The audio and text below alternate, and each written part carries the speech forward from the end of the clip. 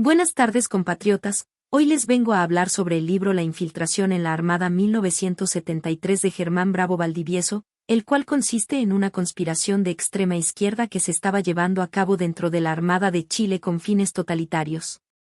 Bueno, la extrema izquierda y el progresismo en general hasta el día de hoy ha dicho que supuestamente este plan lo elaboraron unos marinos constitucionalistas que se estaban preparando para resistir el golpe de Estado fascista propiciado por marineros golpistas y traidores al gobierno de Allende, el cual fue llevado a cabo el 11 de septiembre de 1973. Pues se sabe que esta versión no tiene sentido alguno, pues nadie sabía sobre el pronunciamiento militar del 11 de septiembre de 1973 aparte de los que elaboraron esta gran gesta heroica, pues el mismo general Pinochet se enteró el 9 de septiembre de 1973, a la vez no era un golpe de Estado fascista, sino que era la obediencia de las Fuerzas Armadas cuando el Parlamento con un 63% a favor el 22 de agosto de 1973 declaró el gobierno de Salvador Allende como inconstitucional por violar de forma sistemática la Constitución y la democracia. A la vez la gente pedía en las calles que los militares liberaran a Chile de la inminente dictadura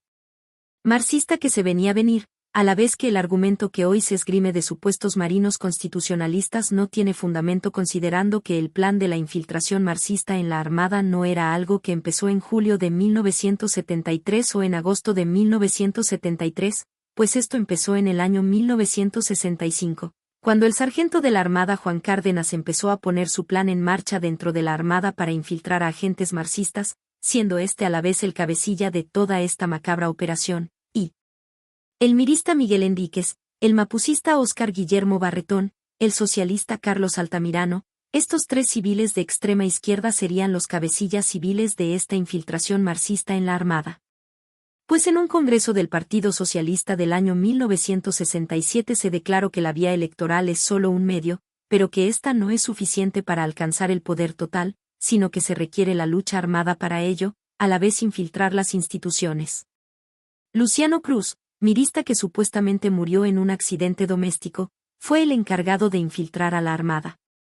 Durante el gobierno de Salvador Allende se vieron varias veces a extremistas de izquierda cometiendo distintos actos ilícitos con uniformes de las Fuerzas Armadas, pues los civiles no tienen derecho a portar uniformes de las Fuerzas Armadas. Claramente esto era un indicio de que las Fuerzas Armadas estaban siendo infiltradas por el marxismo.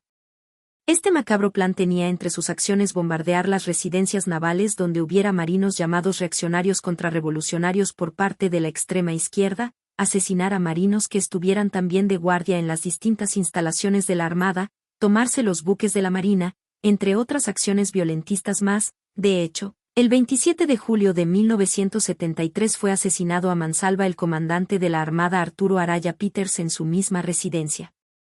En agosto de 1973 este plan marxista es descubierto y desbaratado arrestando a todos los marinos y civiles implicados en ello. Luego de esto se empezó a decir que supuestamente estos marinos mal llamados constitucionalistas estaban siendo torturados, lo cual nunca fue probado. Por otra parte se estaba pidiendo el desafuero de Carlos Altamirano y Óscar Guillermo Barretón por sedición, pues esto era complicado, ya que estaban muy protegidos por el extremismo. De hecho en septiembre de 1973. Terroristas del MIR y del Frente de Trabajadores Revolucionario amenazaron con dinamitar los tribunales de justicia si eran desaforados estos dos sediciosos, y por último, a pocos días del pronunciamiento militar del 11 de septiembre de 1973, Carlos Altamirano llama a los mal llamados marinos constitucionalistas y a los marinos en general a desobedecer las órdenes de sus altos mandos a los que él llamaban marinos golpistas y fascistas, y que además estos marinos están obligados según él no solo a desobedecer, sino a combatir los llamados de los reaccionarios y fascistas a derrocar el gobierno de la Unidad Popular. Esto es todo, compatriotas. Como se puede ver bien, la infiltración marxista en la Armada de Chile no se trataba de un contragolpe o de una defensa al mal llamado régimen constitucional de Salvador Allende por parte de marinos supuestamente constitucionalistas contra marinos mal llamados fascistas, golpistas o reaccionarios, sino que se trataba de un plan para la conquista del poder total por parte del marxismo totalitario que estaba llevándose a cabo, como mencionamos anteriormente, desde el segundo año del gobierno del demócrata Cristiano Eduardo Frei Montalva.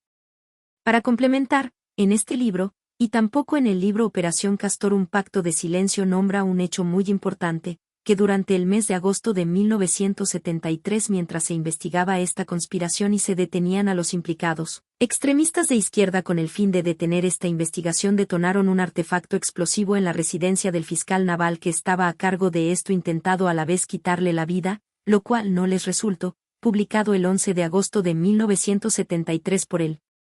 diario Las Últimas Noticias. También, en extrañas circunstancias, es asesinado en el contexto del primer paro de camioneros en octubre de 1972 el civil Sergio Olivares Salas, que según algunas versiones era un camionero en huelga. El disparo provino de un camión que transportaba combustible donde estaba el cabo Manuel Aros de la Armada. Los diarios de la Unidad Popular decían que supuestamente en el auto que iba Olivares estaban intentando impedir que el camión transportara combustible y que el cabo les dio la orden de alto y no fue cumplida. Pero por otra parte los acompañantes de Olivares sostuvieron que nunca hubo un intento de sabotear el camión, lo cual sale relatado en el libro Historia de la Violencia Política durante la Unidad Popular de Francisco Javier Morales Aguilera, y que nunca escucharon la orden de alto, lo que deja en duda de que esto fue un atentado terrorista por parte de un infiltrado de extrema izquierda en la Armada en conjunto con el izquierdista que manejaba el camión de combustible contra un camionero en huelga. Y por último, uno de los marinos implicados en esta conspiración marxista asesinó junto a otros terroristas del MIR en el año 1980 al teniente coronel del Ejército de Chile y miembro de la inteligencia militar Roger Vergara Campos.